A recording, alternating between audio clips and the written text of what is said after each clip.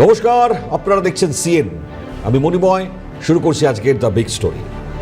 2008 সালের 26শে নভেম্বর ভারতের ইতিহাসের অন্যতম কালো এবং নৃশংস দিন। সারা দেশের পক্ষে এই দিনটি কোনোভাবেই ভোলা সম্ভব নয়। বাণিজ্য নগরী মুম্বাইকে রক্তাক্ত করেছিল পাকিস্তান সমর্থিত লস্কর-ই তৈয়বার 10 জন জঙ্গি। ছত্রপতি শিবাজি মহারাজ টার্মিনাস, তাজ হোটেল, ওবেরয় ট্রাইডেন্ট, কামা হাসপাতাল কিংবা নরিম্যান হাউস, প্রতিটি জায়গায় রক্তের হোলি খেলেছিল তারা। ভারতীয় নিরাপত্তা বাহিনীর অসীম সাহসিকতায় 9 জন জঙ্গি খতম হয়। আর ধরা পড়ে একমাত্র জীবিত নরপশু আজমাল আমির কাসাব। ভারতীয় আইন ব্যবস্থার সমস্ত পথ অতিক্রম করে কাসাবের ফাঁসিও কার্যকর হয়েছে। কিন্তু সেই হামলার মূল মাস্টারমাইন্ডরা কারা, যারা করাচির কন্ট্রোল রুমে বসে রিমোট কন্ট্রোলে 10 জন জঙ্গিকে পরিচালিত করেছিল, যারা ভারতের সার্বভৌমত্বে আঘাত হানার নীল নকশা তৈরি করেছিল, তারা আজও কোথায়? তারা আজও পাকিস্তানের মাটিতে বসে অবাধে ঘুরে বেড়াচ্ছে। হাফিজ সাইদ, জাকিউর রহমান লাখভি, সাজিদ মীর, এই নামগুলো আমরা গত 18 বছর ধরে শুনে আসছি। কিন্তু এবার প্রায় 2 দশক পর ভারতীয় বিচার ব্যবস্থা এবং মুম্বাই পুলিশ এক ঐতিহাসিক পদক্ষেপে এগিয়ে এলো। দীর্ঘ 18 বছর পর অবশেষে মুম্বাই হামলা নেপথ্যে থাকা সেই পাকিস্তানি হ্যান্ডেলার এবং ষড়যন্ত্রকারীদের বিরুদ্ধে ভারতের মাটিতে আনুষ্ঠানিক বিচার প্রক্রিয়া শুরু হতে চলেছে।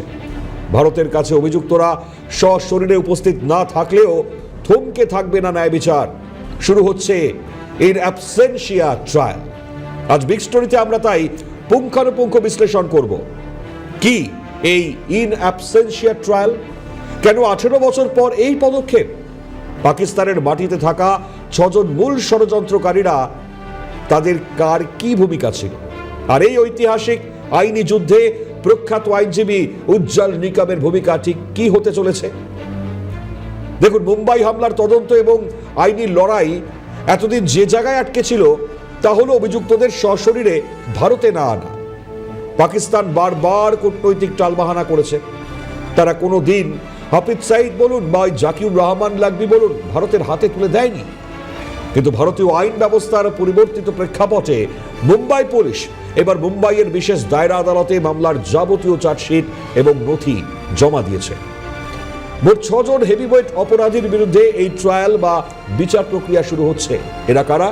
হাফিজ সাইদ, লস্কর-ই তৈয়বার প্রতিষ্ঠাতা এবং গোটা গণহত্যার মূল পরিকল্পনাকারী; জাকিউর রহমান লাখভি, লস্করের অপারেশনাল চিফ, যে সরাসরি নিয়ন্ত্রণ করেছিল অপারেশন 2611; সাজিদ মীর, লস্করের শীর্ষ কমান্ডার, যে আন্তর্জাতিক স্তরে ছক কষেছিল; আবু আল কাবা, লস্করের সিনিয়র কমান্ডার; আবু কাহাকা, লস্করের প্রধান প্রশিক্ষক মেজর আব্দুল রহমান পাশা, পাক সেনার প্রাক্তন অফিসার, যে লস্কর এবং আইএসআই এর মধ্যকার সেতু ছিল। আজ আপনারা প্রশ্ন করতেই পারেন, অভিযুক্তরা তো ভারতে নেই, তারা পাকিস্তানের সুরক্ষিত আশ্রয়, তাহলে তাদের অনুপস্থিতিতে বিচার করে লাভ কি হবে? এখানেই আসছে ইন অ্যাবসেন্সিয়া ট্রায়াল, তার আসল তাৎপর্য। সাধারণভাবে আমাদের দেশের ফৌজদারি আইনে কোনো অভিযুক্তকে আদালতে উপস্থিত রেখে তার সামনে সাক্ষ্য গ্রহণ এবং বিচার প্রক্রিয়া চালানোই নিয়ম। কিন্তু আমাদের আইন ব্যবস্থায় একটি বিশেষ বিধান রয়েছে। যদি কোনো অপরাধী পলাতক হয়, অন্য কোনো দেশে গা ঢাকা দিয়ে থাকে, কিংবা যাকে আদালত বা আদালতে সশরীরে হাজির কোনোভাবেই সম্ভব হচ্ছে না, তখন আদালতের বিশেষ অনুমতি নিয়ে তার অনুপস্থিতিতেই বিচার চালানো যায়, যার নাম ট্রায়াল ইন অ্যাবসেন্সিয়া। এই ইন অ্যাবসেন্সিয়া ট্রায়ালের সবচেয়ে বড় 3টি শক্তিশালী দিক, যা আপনাদেরকে সহজ ভাষায় বুঝিয়ে দিই আমরা। প্রথম দিকটি হলো আইনি শিলমোহর এবং দোষী সাব্যস্তকরণ। এই বিচারে আদালত সমস্ত তথ্য প্রমাণ, সাক্ষ্য, নথি এগুলো পর্যালোচনা করে অভিযুক্তকে দোষী সাব্যস্ত করতে পারে এবং আনুষ্ঠানিকভাবে তার সাজা বা মৃত্যুদণ্ড ঘোষণা করতে পারে। দ্বিতীয়ত, ভবিষ্যৎ আইনি সুরক্ষা এবং তাৎক্ষণিক সাজা কার্যকরের পথ। ধরে নিন, আজ থেকে 5 বছর বা 10 বছর পর যদি আন্তর্জাতিক চাপে বা পরিস্থিতির পরিবর্তনে পাকিস্তান বা অন্য কোনো দেশে বা অন্য কোনো দেশ এই আসামিদের গ্রেপ্তার করে ভারতের হাতে তুলে দেয়, তবে ভারতে এনে নতুন করে আর কোনো দীর্ঘ বিচার প্রক্রিয়া বা ট্রায়াল চালাতে হবে না। ভারতের আদালত থেকে যে সাজা ইতিমধ্যে ইন অ্যাবসেন্সিয়া ট্রায়ালে ঘোষিত হয়ে থাকবে, ভারতে পা রাখার সাথে সাথেই তাদের সোজা জেলে পুরে সেই সাজা কার্যকর করা যাবে। তৃতীয়ত, আন্তর্জাতিক কূটনৈতিক চাপ। যখন কোনো সার্বভৌম রাষ্ট্র একটি নির্দিষ্ট বিচার প্রক্রিয়ার মাধ্যমে কোনো ব্যক্তিকে আনুষ্ঠানিকভাবে সাজাপ্রাপ্ত সন্ত্রাসী এই হিসেবে আন্তর্জাতিক মঞ্চে চিহ্নিত করে, তখন পাকিস্তানকে সেই সন্ত্রাসীদের আশ্রয় দেওয়ার জন্য ফিনান্সিয়াল অ্যাকশন টাস্ক ফোর্স, যাকে সংক্ষেপে FATF বলা হয়, এছাড়াও রাষ্ট্রসংঘে আরো কঠোর কোণঠাসা করা কিন্তু সম্ভব হয়ে পড়ে। এবার আইনজীবী থেকে যারা প্রাক্তন পুলিশ কর্তা, আমরা তাদের সঙ্গে কথা বলেছিলাম আজ, তারা কি বলছেন এই বিষয়টাতে সেটা একবার আপনাদেরকে শুনুন।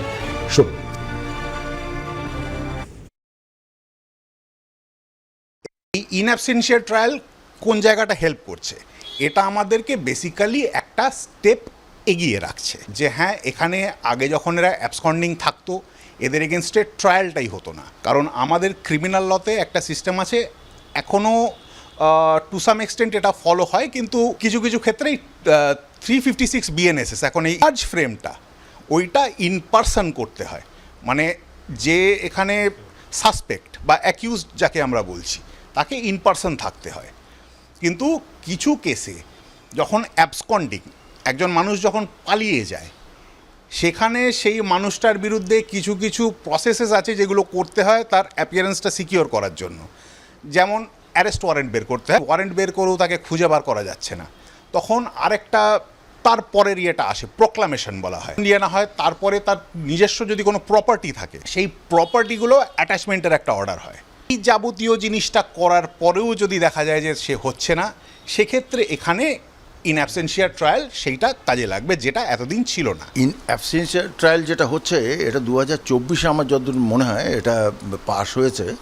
এই ইন অ্যাবসেন্সিয়া ট্রায়াল হচ্ছে যেটা যারা অপরাধী, পার্টিকুলারলি যারা এমনি বাইরের, যারা আউটসাইড ইন্ডিয়া বা যারা অ্যাবসেন্ট আছে, বা যারা হার্ডকোর ক্রিমিনাল, যারা ইন্ডিয়ার ওপরে অ্যাটাক করেছে, তো তাদেরকে মেনলি এখানে করা হচ্ছে। এই যে আপনারা যেটা বলছেন ইন অ্যাবসেন্সিয়া, এটা মানে আমাদের ইন্টারনাল ইয়েতেও আছে। এই ইন অ্যাবসেন্সিয়া যেটা আছে, যে ইন্টারনাল আছে, যারা দেখছে যে হাইকোর্ট হার্ডকোর্ট যারা পালিয়ে বেড়াচ্ছে, তাদের কোনো ট্রেস আউট করা যাচ্ছে না, তাদেরকে স্টেট গভর্নমেন্ট বা হাইকোর্ট বা ডিফারেন্ট লোয়ার কোর্টও তাদেরকে ইন অ্যাবসেন্স ট্রায়াল করতে পারবে এবং পানিশমেন্ট দিতে পারবে। তারপরে সে ধরা পড়লো, তখন সেই পানিশমেন্ট তাদেরও এক্সিকিউট করা হবে আর কি।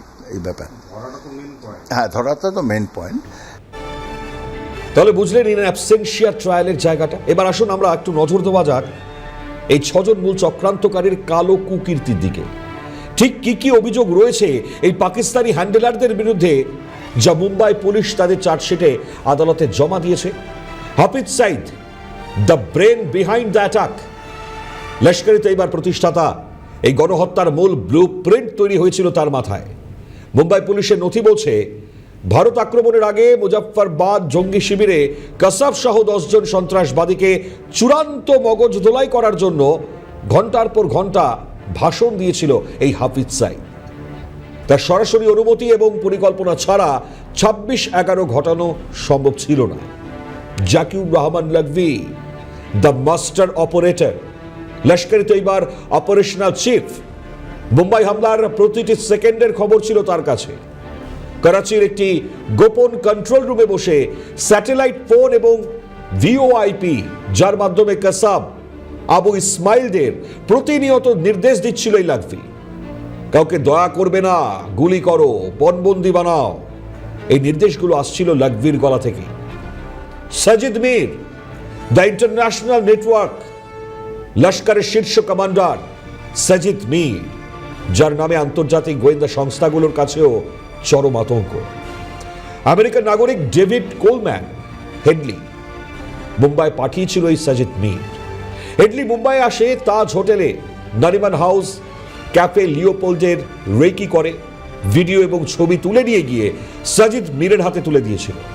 Abu Al Qama, the logistic and media handler, senior commander Abu Al কামার মূল দায়িত্ব ছিল জলপথে জঙ্গিদের করাচি থেকে বোটে করে মুম্বাইয়ের উপকূলে ঢোকানোর ব্যবস্থা করে দেওয়া। শুধু তাই নয়, হামলার সময় ভারতীয় টেলিভিশন চ্যানেলগুলোতে কি খবর সম্প্রচারিত হচ্ছে তা দেখে দেখে ফোন করে জঙ্গিদের রিয়েল টাইম আপডেট দিচ্ছিল এই কামার।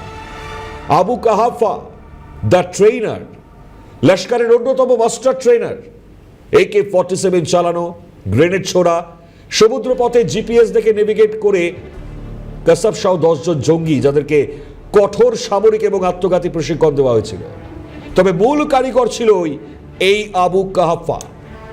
প্রাক্তন major Abdul Rahman Pasha, the state sponsored link, সবচেয়ে বিস্ফোরক নাম এটি।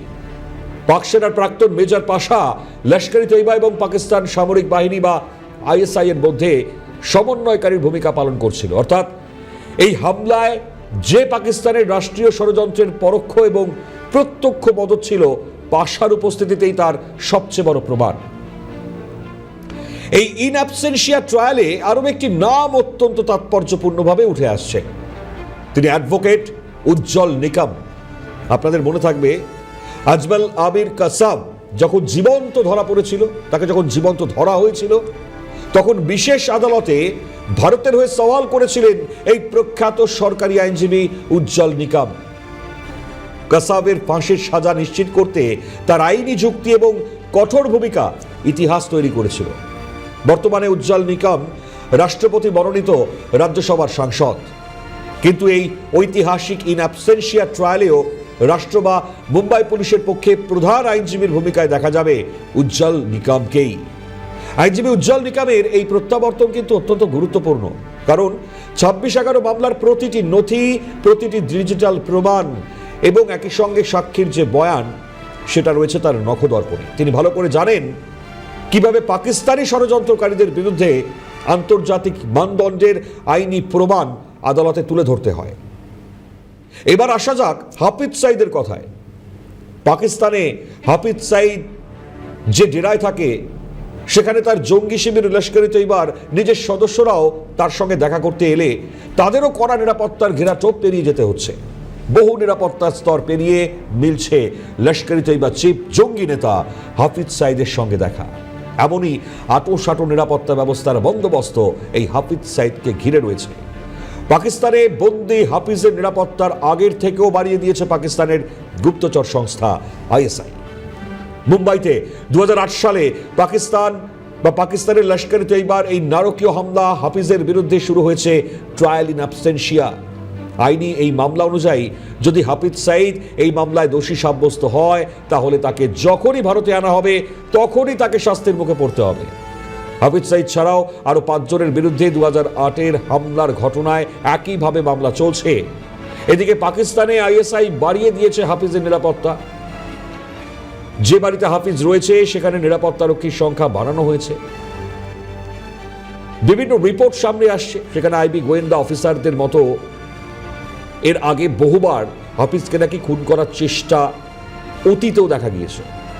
হাফিজ ঘনিষ্ঠ অনেকেই খুন হয়েছে, যার জেরেই তড়িঘড়ি ISI হাফিজের নিরাপত্তা বাড়িয়েছে। এই হাফিজকে যেটা জানতে পারা যাচ্ছে, যে হাফিজ যাকে ঘিরে টার্গেট গত কয়েক মাসে নাকি বেড়ে গিয়েছে, যার জেরে হাফিজকে লস্করের ট্রেনিং ক্যাম্পেও যেতে দেওয়া হচ্ছে না পাকিস্তানের নিরাপত্তার খাতিরে।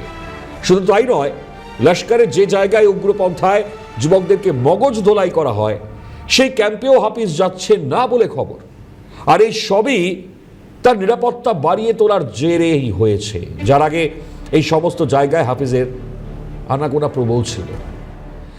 এক গোয়েন্দা অফিসারকে উদ্ধৃত করে একটি রিপোর্ট বলছে, অপারেশনের সিন্দুর পর আর গত কয়েক মাসে তাকে বহুবার খুনের চেষ্টার ঘটনার পর হাফিজ সাইদকে বেরিয়ে হতে দিচ্ছে না ISI।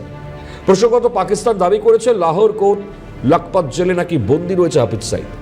তবে ভারতীয় গোয়েন্দাদের মতে জেলে নয়, লাহোরের মোহাল্লা জোহার এলাকা এক সেফ হাউস, সেখানে নাকি হাফিজকে রেখে দিয়েছে পাকিস্তান। যে সেফ হাউসকে কার্যত দুর্গের মতন করে নিরাপত্তা দিয়ে যাচ্ছে শাহবাজ শরীফ, আসিদ মুনিররা। আরও একটি রিপোর্ট দাবি করছে, লাহোরের মিয়া মীর ক্যান্টনমেন্ট এলাকা একটি বাড়িতে নাকি হাফিজকে রাখা হচ্ছে, সেখানেও নাকি তার নিরাপত্তা প্রবল বাড়িয়ে দেওয়া হয়েছে। 2008 সালের 26শে নভেম্বর দেশের নিরাপত্তা ব্যবস্থাকে বুড়ো আঙুল দেখিয়ে কাঁধে বন্দুক এবং গোলা বারুদের ঝোলা নিয়ে আরব সাগর পেরিয়ে দক্ষিণ মুম্বাই ঢুকে পড়েছিল এই 10 জঙ্গি। তারপর টানা 3 দিন ধরে চলে হত্যাকাণ্ড। ঠান্ডা মাথায় 164 জনকে খুন করা হয়, যাদের মধ্যে 28 জন ছিলেন বিদেশি নাগরিক। গুরুতর জখম হলেও বরাত জোরে বেঁচে গিয়েছিলেন 300 জন। মুম্বাই পা রেখে 26শে নভেম্বর রাত 9:30 নাগাদ প্রথমে ছত্রপতি শিবাজি মহারাজ টার্মিনাস রেল স্টেশন, সেখানে হামলা চালায় ইসমাইল খান এবং আজমল কাসাব। তারপর একে একে কামা হাসপাতাল, লিওপোল্ড ক্যাফে, তাজ হোটেল এবং ওবেরয় রিসোর্টের সদর দপ্তর নারিমন হাউস, সেখানে হামলা চালানো হয়। দীর্ঘ 7 ঘন্টা গুলির বিনিময়ের পর জঙ্গিদের নিকেশ করতে সক্ষম হয় পুলিশ। আজমল কাসাব ছাড়া সকলেরই মৃত্যু হয়। 27 তারিখ ভোরেই আহত অবস্থায় কাসাবকে গ্রেপ্তার করে ফেলে পুলিশ। 30শে নভেম্বর জেরায় অপরাধ কবুল করে সে। 15টা বছর কিন্তু অনেকটা বড় সময়, 2008 থেকে 2026, যারা এই ঘটনায় তাদের প্রিয়জনকে হারিয়েছেন। সে পুলিশ কর্মকর্তা হেমন্ত কারকারে, বিজয় সালস্কার, অশোক কামটে, তুকারাম ওমলে, কিংবা ওই তাজ হোটেলে প্রাণ হারানো সাধারণ নাগরিক এবং বিদেশি পর্যটক, তাদের পরিবার আজও সুবিচারের আশায় পথ চেয়ে বসে আছে। কাসাব তার ফাঁসি হয়েছে ঠিকই, কিন্তু যাদের নির্দেশে, যাদের পরিকল্পনায় এই নিরীহ মানুষগুলোর রক্ত ঝরেছিল, তারা যদি মুক্ত বাতাসে শ্বাস নেয়, তবে সেই ন্যায় বিচার অসম্পূর্ণ থেকে যায়। পাকিস্তানের সরকার বদলায়, সেনাপ্রধান বদলায়, কিন্তু ভারতের বিরুদ্ধে সন্ত্রাসী কার্যকলাপের কারখানা বন্ধ হয় না। ইন অ্যাবসেন্সিয়া ট্রায়াল পাকিস্তানের মুখের ওপর ভারতের হয়তো আইনি চর। ভারত বার্তা দিচ্ছে, তোমরা আসামিদের লুকিয়ে রাখতে পারো, কিন্তু ভারতের আইন থেকে তাদের দোষী সাব্যস্ত হওয়া তোমরা আটকাতে পারবে না। আদালতের রায় যখন আসবে, তখন আন্তর্জাতিক মঞ্চে পাকিস্তানের মুখোশ আবার নতুন করে খুলে যাবে। মুম্বাইয়ের বিশেষ দায়রা আদালতে খুব শীঘ্রই শুরু হতে চলেছে এই ঐতিহাসিক বিচার প্রক্রিয়া। সুবিচারের চাকা ঘোরা শুরু হয়েছে।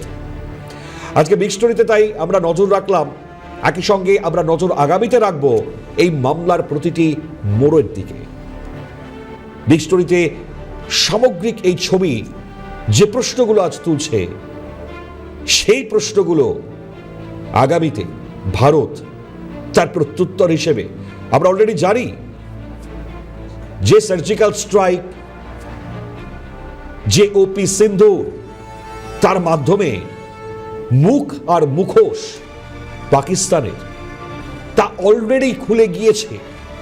আর এবার 26/11 এই জায়গায় দাঁড়িয়ে মূল মামলায় আজকে ইন অ্যাবসেন্সিয়া বা ট্রায়ালের মাধ্যমে আগামীতে ভারত যে পদক্ষেপ নিতে চলেছে, ভবিষ্যতে এই জায়গায় সে থাকুক আর না থাকুক, ব্যবস্থা যে হবে আর তার পাল্টা প্রত্যুত্তর ভারত নিয়ার ফিউচারে যে আবার দেবে, সেটার সময় হয়তো আবারও হয়ে আসছে। তাই এই কালো এবং নৃশংসতম দিন সারা দেশের মানুষ কিন্তু ভোলেননি। আজকে অপেক্ষা করছেন আজ সেই সমস্ত মানুষ, আজ সেই সমস্ত পরিবারগুলি যারা এই ঘটনায় তাদের নিজেদের লোককে হারিয়েছেন। আজ আমরা প্রত্যেকে আশা করছি, আমরা আশা রাখছি যে চরম নৃশংস ঘটনার সুবিচারের জন্য যেরকম তারা বসে রয়েছেন, দেশবাসী আমরাও অপেক্ষায় রয়েছি। আজ এখানে শেষ করছি। অন্যান্য সমস্ত খবরের জন্য আপনারা নজর রাখুন CNN।